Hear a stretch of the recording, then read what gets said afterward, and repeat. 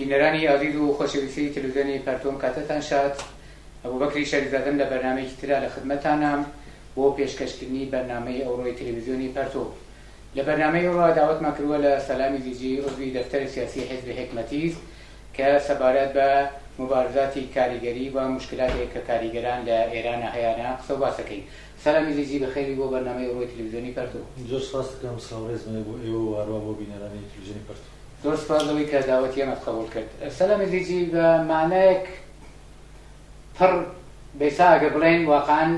ئێران زیندانێکی وەسیعە بۆ جامعەی ئێران و بەتایبێت بۆ جامعەی کرێکاری.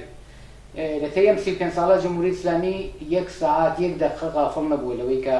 بتوانێت مبارزات و ئێترازاتی خەڵک بە عموم و مشەخصەن کاریگەران لە هەر سنفێ لە هەر شوێنێ لە هەر کارخانەیە لە هەر مجتەمەیە سەرکوت بکە و بە نەفعی خۆی و بە نەفعی کارفەرمایان ئەم مبارزانە سەرکوت بکە. و مەوردی ئاخیریشان مبارزات و ئێترازاتێکە کە لە پێترۆشیمی ڕازی لەم ڕۆژانی ڕابردووە ڕوویداوە و تعداد لە کاریگەرانی ئەم کارخانە لەلایەن جمهوری ئیسلامی و بە دەستور و پیشنهاد و خواستی کارفەرمایان محکوم بە شەلاخۆری و زەربەلێدان ئەومانە کراون. تۆ بە ئەم پێشەوە بینە سەر موردی مشەخەسی ئەم کارخانەی پێترۆشیمی مبارزاتی کاریگەران لێرە ئەوزای ئێران و مبارزاتی کاریگەری چۆن چاولێکەی و چۆنە ئەوزاعەکە؟ ئەوزاعەکە کرێکاران لە ئێرانە ڕۆژ نییە خەریکی احتساب و ئەتراز نەبن دەژ بە کارفەرما و جمهوری ئیسلامی و وەزعێکی کە لەسەریانە بسەر ژیان و کارێرە تەحمیل بووە. ئەمەش دەگەڕێتەوە سەرەوە پێمان بێ هەموومان دەزانین هەروەک تۆش باس کرد جمهوری ئیسلامی دوشمنێکی زۆر زۆر دڕەندەیە دژ بە هەموو بەشەریەت و بەتایبەت هەم ئیدۆلۆژی ئیسلامیەکەی و هەم حکوومەتێکی قەهاری لایەنگری نظامی سەرمایەداری لە ئێران خۆی لەسەر دەرد و بەدبەختی و ڕەنجی کرێکار لەو کۆمەلگایەدا ڕاگرتووە. ملیۆنها کرێکار لە ئێرانە لە ئەرزی 30 ساڵی ڕابردووە لەبەین چوون تۆلید دەکەن بەرهەم تۆلید دەکەن لەو کۆمەلگایەدا سەروەتی کۆمەلگایان پێکێناوە بەڵام بەرهەمەکەی بۆ کرێکاران بەدبەختی مەرێک حکمی ئیعدام حکمی شەلاق و لەو لاشەوە بۆ جمهوری ئیسلامی چەپاول و دزی و سەروەت ئەندوزی و تەبدیلی اختصاصدانی ئەم سەروەتی ئەم کۆمەلگایە بە ئەنسار ئیسلام و ئەنسار حیزب الله و جەرانەتی ئەو باشی مۆتۆرسەواری حیزب الله و ئیسلامی و چوزانم سووریە و فلستین و حماس و عێراق و سپای پاسداران و دەستگای سیستمی سەرکوب بۆ ئێران. ئەوزاعەکە زۆر بە کورتی بڵم زۆر زۆر تەناسب قووایەکی زۆر نالەبار هەیە، زۆر زۆر نالەبار هەیە لە بینی کرێکار و دەوڵەتە، لە بینی خەڵک و خەڵکی ئازادی خواز و دەوڵەتە. ئەم تەناسب قووایە جمهوری ئیسلامی بە دوو ئەبزار هەم لەلایەکەوە دەیکوژێ دەیبڕێ ئەیخاتە زیندان دەیترسێنێ، لەلایەکی تریشۆ برسیەکە حەقی دەستی پێنادا دەستمزدی لێ ئەگرێ بێکاری ئەکا مناڵانی خیابانی بە ملیۆن ڕەوانی ناو خیابان و کوچە کۆڵانەکانەکە و کارێکەکە کە خەڵک زۆربەی زۆر کەس کولی خۆیان بفرۆشن کولی زندگیان بەدەست بدەن بۆ ئەوەی شەو ڕۆژ زندگی کە دەنەتیجە ئەوزاعەکە ئەمەیە. بەڵام باوجودی هەمووی ئەمە جمهوری ئیسلامی هەمیشە نەگەرانە، هەمیشە ترس و مەترسی هەیە. ترسی سەرەکی جمهوری ئیسلامی دقیقاً لە کرێکارانی ئێرانە، کرێکارانێک کە هەموو شاڕەگی حیاتی ئێرانیان بەدەستە لەنەوتەوە بگرێتە کاریگەرێک لە کوورەخانەکانەکە ئەترسێ لێی و بۆیە ئەو مەڵایش بەسەری دێنێ، بۆیە سەرکوبیەکە، بۆیە خۆرافاتی جەرارەتی ئیسلامی ئەباتە ناوی، بۆیە تەشەکولی زەردی لەناو دروستەکە، بۆیە ئیجازەی پێنادا متحد و متشەکل و بۆیە برسیەتیەکە. ئەزانێ کرێکارانی ئێران تاریخی ڕووخاندنی حکوومەتێکی دیکەیانەیە کە بە ناوی ڕژیمی پادشایەتی وەزان کرێکارانی ئێران ئەگەر تەکام خۆن ئەگەر متشەکل بن جمهوری ئیسلامی هەوسارەکەن و جمهوری ئیسلامی لەسەر ژیان و زندگی خەڵک ئەتوانێت بێتە کنارەوە و ئەمە نیگەرانەیە کە جمهوری ئیسلامی لێیەتی بۆیە بە ئەشکالی شێوە بە زمانی دیپلۆماتیک بە زمانی ئەسلحە لە ڕێگای زیندانەوە و لە ڕێگای جۆرە و جۆرەوە حتا لە ڕێگای پەرەپێدان بە شتی زدی ئینسانی وەکو قەوم و وەکو ئاین و مەسەب کارێکەکە کە تەفرەقە بقاتن نەو کرێکارانە. کرێکاران بە کرور ئەخراجەکە و دەریانەکە بەبێ بیمەی بەکاری بۆ هەدەفەکە کرێکارێکە کارەکە لەگەڵ ئەو بێکارە هەم بکەونە ڕقابەتەوە هەم ئەو کرێکارێکە شاغڵە و کارەکە بڵ ئەگەر بەو حەقی کە من پێت دەدەم کە هیچ نییە ڕازیش نەبێت ئەو کرێکاری بێکارێ لێنمە جگاکە دایدن ئەمە شەڕێکی چینایەتی سەرماڵیە کە جمهوری ئیسلامی 30 ساڵە لەگەڵ چینی کرێکار لەگەڵ بەرەی ئازادی خواز لە کۆمەلگاکە دەیکا لەم لەشەوە چینی کرێکار و ئازادی خوازان لە ئێرانە تەسلیم نەبوو ئەم شەڕە هەر وجودیەوەیە هەر بۆیە دەڵێن ڕەوزەنەی ئینقلاب لە ئێرانایە بۆیە دەڵێن جنبشی سەرنەبوونی و ئومێد بە سەرنەبوونی جمهوری ئیسلامیە بۆیە دەڵێن جمهوری ئیسلامی هەر لە بحرانە هەیە بۆیە لە بحرانەیە پایەک لە بحرانەکەمەیە چینی کرێکار لە ئێرانە ئەم حکوومەتی قبوڵ نییە ولا لەناو جلی چینی کرێکارە جنبشی ئازادی خوازی ژنانە کە دژی مەسەلە لاوانە کە ئەسڵەن دیارە وەکو ئینسانێکی عادی وەکو هەر لەوە لە جوانێکی کچ و کوڕی دیکە لە دنیای ئەوڕۆ زندگی کەم بەڵام لەژێر سێبەری جمهوری ئیسلامیدا ژیانێکی ئاساییان نییە و ئەمە وەزیەتێکە کە لە ئێرانە هەیە و ئێستاش و بەتایبەت دوای ساڵی 93 کە دەستمزدی بەردەگیان بە کرێکاران تەحمیل کرد وە خۆیان کوتیان حەدە ئەقەلی دەستمزد 1,800,000 تومان بەڵام 600 و خۆردەیەک تومەنیان 600,000 بەڵێ حەقی دەستمزدیان بۆ کرێکاران تەعیین کردووە ئەمە ئەیتر ئەوزاعێکی پێکێناوە کە ئەلئان ئەوەی دەیبینین لە ناوچینی کرێکاری ئێرانە برسێتێکی یەکجار زۆر بێکاریەکی یەکجار زۆر و عەرزی بە حزور و لە عینی حاڵە احترازێکی یەکجار زۆر دژ بە کارفەرما دژ بە حکوومەت ئەمە مەبنای ئەم کێشمەکێشە تەشکیلەداوە هەروە گوتم شەڕێکی زۆر ئاشکرا و پەنهانە بینی کرێکاران و بەرەی ئازادی خوازی لەگەڵ کۆماری ئیسلامی لە شارەهای جۆراوجۆر و مراکزی مختلف ئێران زۆر سپاس سەلامی زێجی هەروە تۆش بە درۆزی شارە پێکرد لە تێی ئەم 35 ساڵە کرێکاران لە شوێنە جۆراوجۆرەکانی ئێران بە کارخانە جۆراوجۆرەکان کە ئەلان ئەگەر بە ئامارۆقام باسیکەین شاید وەخت زۆر بگرێ ئەم تەلاش و ململانی و مبارزەیان کردووە تا ئێستاش ئەوەی کە معلومە فعلاً هەرچەند بەداخەوە طبقەی کاریگەری ئێران نەگەیوەتە نوقتەیە بەم تەشەکل و دەرەجە لە یەکگرتووی ئیتحادا کە بێنێت خەست و مطالبەی عەلەی جمهوری ئیسلامی و سەرنگونی جمهوری ئیسلامی بێ ئەمە هێشتا نەکردووە بە دەلیلی هەر تەفرەقەها و سەرکوتایەکە کراوە بەڵام ئەمەوێ مەبڵێن طبقەی کاریگەر یا لە ئەم مشەخەسە مەوردەی مبارزاتی کارگەریانی کارخانەی پێترۆشیمی رازی کە دینە سەری و چۆن تاقیرەکرێن و ئەمانە جز خاست و مطالبەی بەرهەقی خۆیان شتێکی تریان نەکردووە یعنی تەبقی قەرار و مەدارێک کە لەگەڵ کارفەرما و لەگەڵ قەوانینی کاری خودی جمهوری ئیسلامیش ئەخوێنێتەوە ئەم کاریگەرانە کاریان کردووە مەسەڵەن 6 مان کاریان تەحویل داوە بۆ خاستەکەی خۆیان کەڵێ بابەجان هێزی بازی خۆم فرۆشت و حەقەکەم دێ جواب بەم هەقەش کە بەرهەقە کە واقعیە کاری تەحویل داوە لە ئەکسەری شوێنەکانی کارخانە و محیتە کاریگەریەکان ئەمە بۆ کاریگەران جوڵ ئەو خاستەی بەرهەقە فەردی و سینفی خۆیان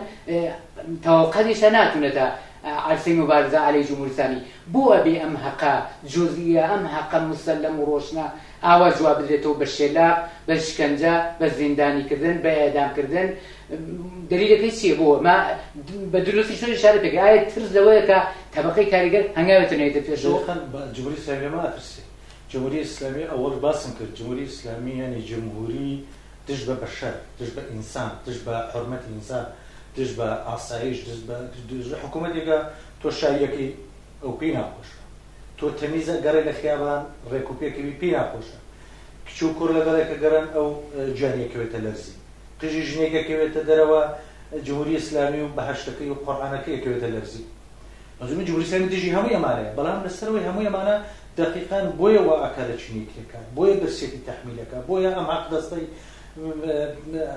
حەقدەستەی نەک بۆ مانگێک کرێکار هەیە 2 ساڵە کرێکاری کردووە پێی نادا لەبەر ئەوەی تووشی ئیستیسالی بکە لەبەر ئەوەی ئەم تەحەڕوکە بگرێکە جمهوری ئیسلامی بە مەساف نەتەڵەبێت بەم معنە وەقەولی تۆ نەڵەبێت بە جمهوری ئیسلامی بۆیە وایەکە کە کرێکاران توانایی پێکێنانی ڕێکخراوەی یەکگرتووی خۆیان لە ئێرانە نەبێت کەماکان مەمنوع بێت کرێکاران ملک کەچکەن بۆ ئەم ڕێکخراوانەی کە جمهوری ئیسلامی بۆ دروست کردو شورای ئیسلامی خانەی کاریگەر ئەنجومەنای سنفی و ئیسلامی کە دروستی کردووە و بۆ ئەوەی نەیەڵە فەزای کرێکاران بێن واردی عەرسەی سیاسەتی مبارزە بن هەر شتێک ئەو واکە بەڵام بە یەک معنە موفق نەبووە باسم کرد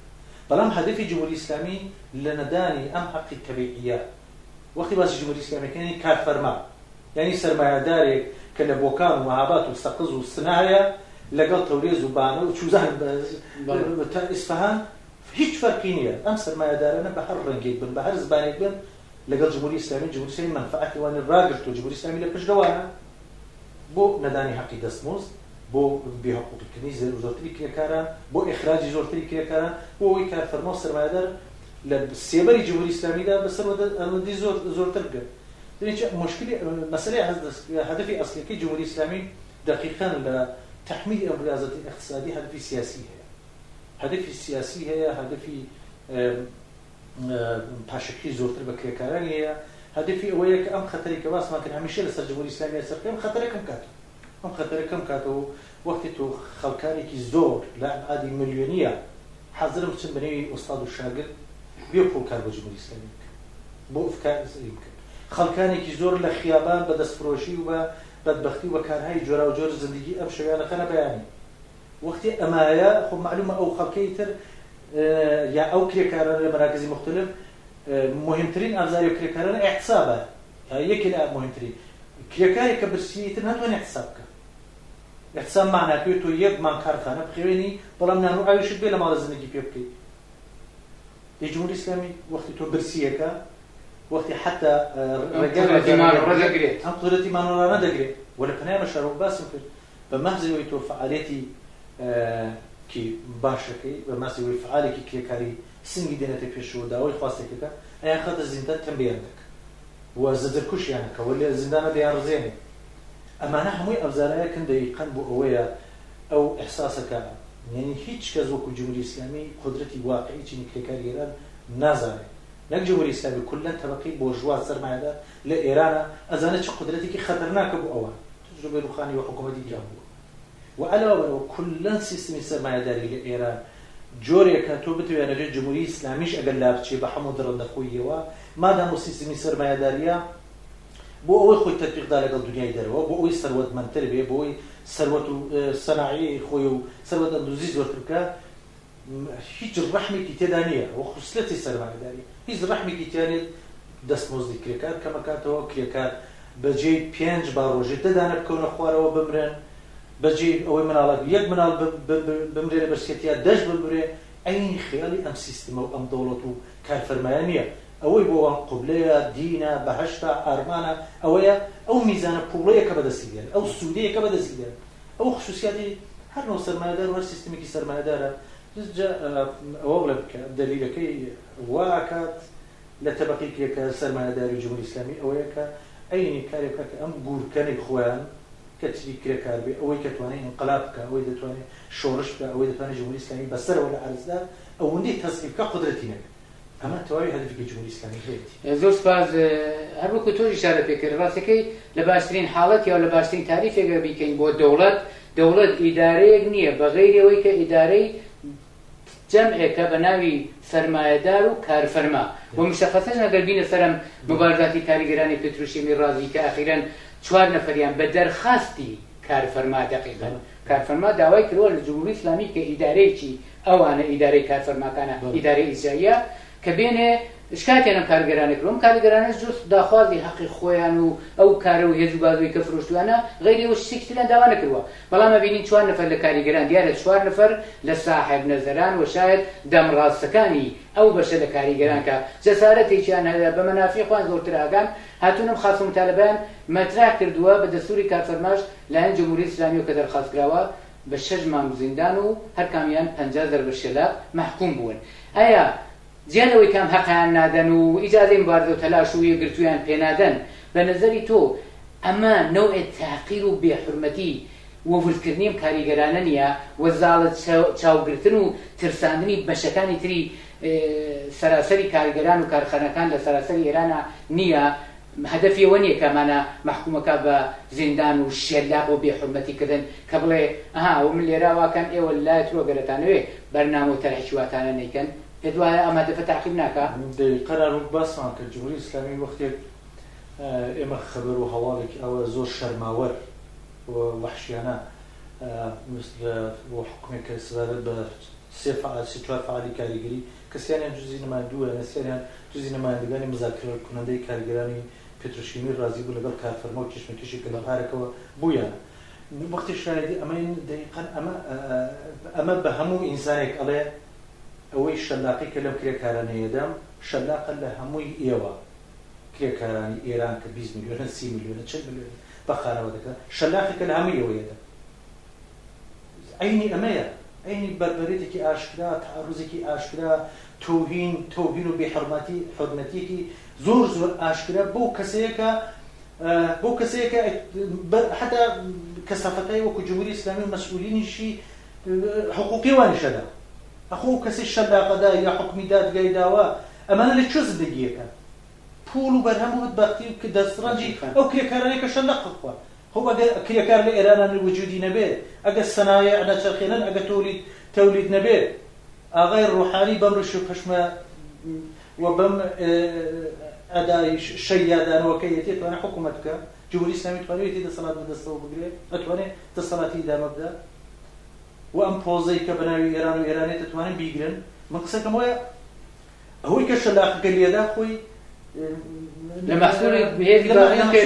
مەحسوولی کرێکارە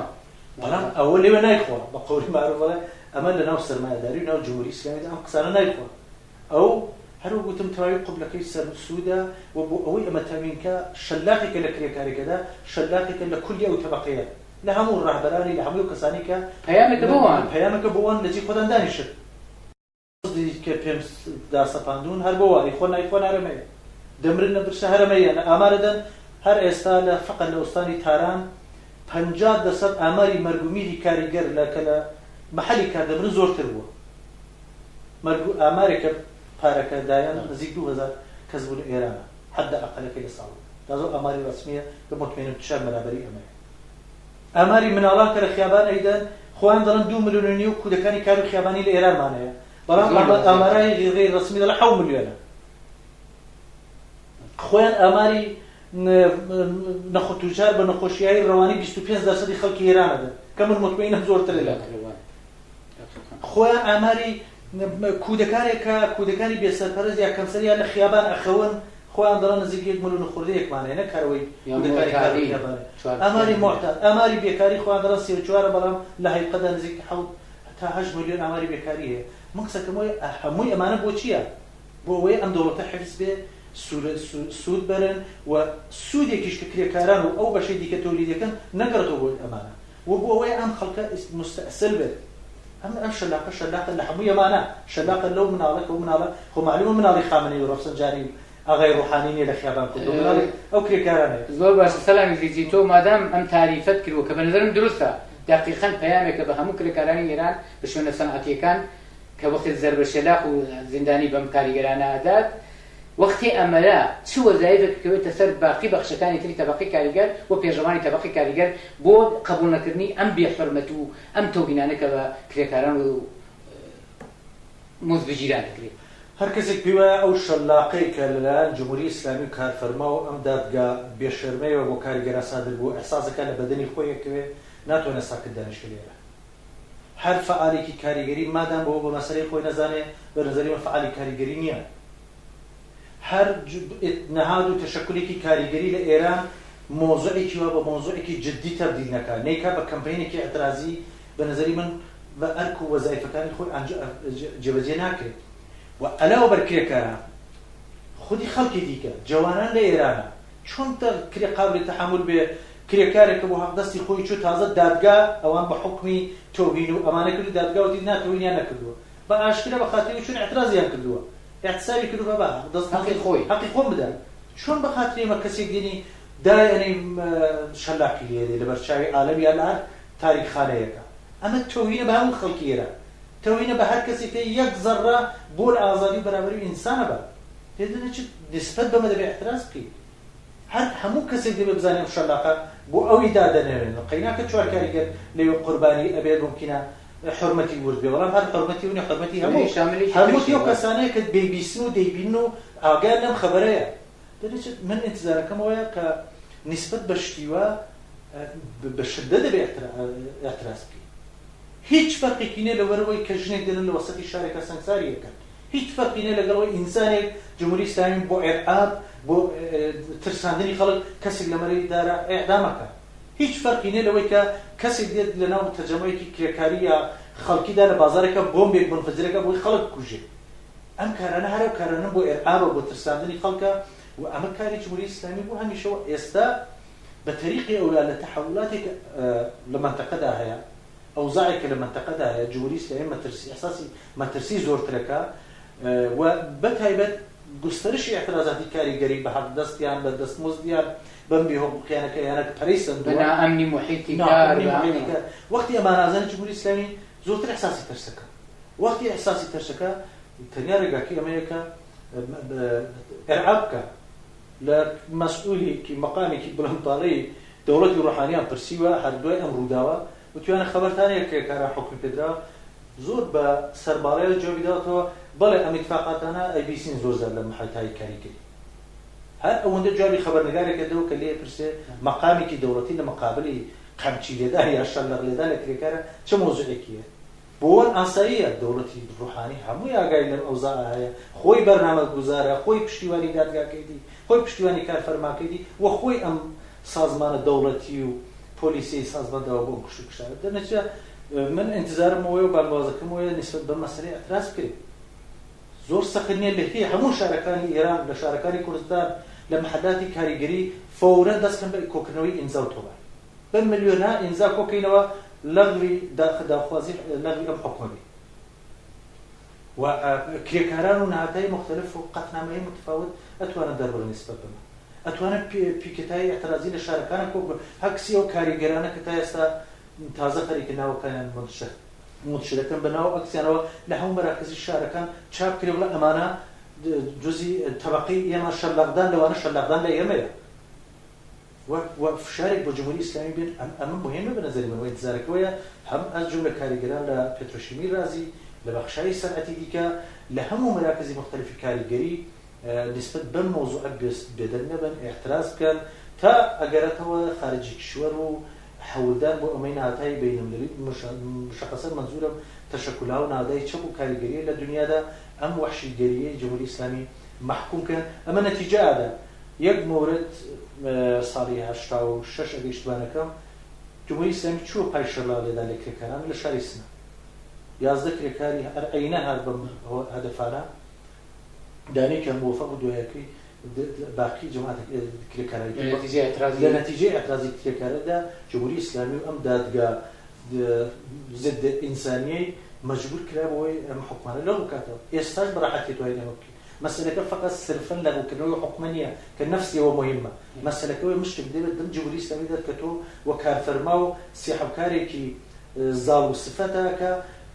بڵێ ئیتر تۆ ناتوانانی ئاوە لەگەڵ کرێکاران و فعالینی کرێکاری و ئەوانەی دێن بۆ مزاکرە بۆ دیفاع لە منی کرێکار و لەم خەڵکی دیکە بیانگری و بەیانی بیارێ بە دادگا سەربەنیستیان کە یا شەلاقیان دێ دفاع لە حرمەتی هەموو تەبەقەکە لە هەموو جامعەکە و عەقەدنشینیەکە بە جمهوری ئیسلامی بە نەزەری من ئێستا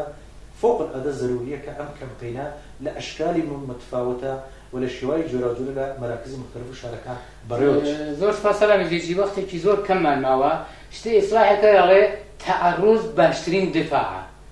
يعني هرم تعريفي توش كده أجل تبقي كاريجري بشكاني جورا جوري صنعتي إيران جوابي بم مثلا ندنو بم مثلا اعتراض كان بيدوانية دفاعي كان لأخوان نكرو والسبيني بقولي كردي لا مشتري لبردرجاي وأنا شاقوي دنسه كرد دبيان بقولك ولا أمشتريها دمك اللي بدرجها مكسفوتها أو كيكاراني كبدر النواري المرزكاني مريوان وبانا وكهو وجدها كوجدو بنيو كوربر حسابك حتى دقاتا بتروشيمي همو لجير قمشي وتعرض وحشيجري جمهوري إسلامي وكارفرمكان مسألة مهمة ليرة من يجاري ديك على مسألة مليات نجاد مذهب بوچا مزخرفاتك دبي خلق وكريكاران بتعبد يك شقيتي هذا بس أما مربوطة بتشينيا أم تشينارو وتم لمرزقين مريوار وتاوكو بتروشيمي يك منفعة يعني يك دشمن يعني جمهوري الإسلامي دشمني هم يعني سرمایه‌دار شد برگی کردی و کاپاتول برکات شد کت شوار کراوات یده هر سرمایه‌دار یک هدف يعني وكو يك برحمن وكو يك بدوای سود و وحشی گری ابزاری کنه بنا جمهوری اسلامی جمهوری اسلامی بدست یاره بەدەستیانەوەیە بۆ کوتنی نووری انتزاوی ئەمە دەری ئاخری قسەکەم وەیە بەڵێ ئەگەر لە مەقابلی ئەوە نوێستین بە طریقی وڵات چەند بەرابەر زۆرتر ئەم تەعەڕوزە لای جمهوری ئیسلامی ئەساس بەرامبەر چەند بەرابەرتر ئەیکێ بە عادیس بێ لە هەر شارێکان کرێکارێک ئەترازی کرد لە ناوە خارەت بگرێت تا ئەوەی کاری ڕاو تەرابەریەکە تاوەی لە کەشاوەرزیەکە تاوەی لە کوورەخانەکە ئەترازی کرد لە شوێنێک حکومەتی پێ لەبەر ئارمە بە قەمچی لێ بدەنەوە شەرمە بوو هەموو کۆمەلگا ئینسان شتیوا بینی و بێدەنگدار بنیش شتیوا چۆن دەکرێت تەحمل کردیوە وێ من پێوان بڵێ من تەنیا ڕێگاکەی وەیەکە بۆ ئەوەی نێرە جمهوری ئیسلامیانە پەرپێودا هەر دەرجا ئێستا جوابی بدرێتەوە تەعەڕوز کردی بە جمهوری ئیسلامی اتحاد و یەکگرتوویەک لە بینی هەموو کرێکاران لە هەموو بەشەکان و شارەکانی کوردستان و مەراکزی کوردستان پێک بێنێت دژ بە حکوومەت و دژ بە کارفەرما دەست بنێنە ناو دەست یەکتری وەکو چینێکی یەکگرتوو و هاو منفعات خەباتەکانی خۆیان سازمان بدەن و بچینە پێشەوە. زۆر مەمنون بۆ تەوزیعاتەکانت و بۆ بەشداری لە بەرنامەی ڕۆی تەلەڤیزیۆنی پەرتەوە. زۆر سپاس بۆ سپاسی بۆ بینەرانی تەلەڤیزیۆن.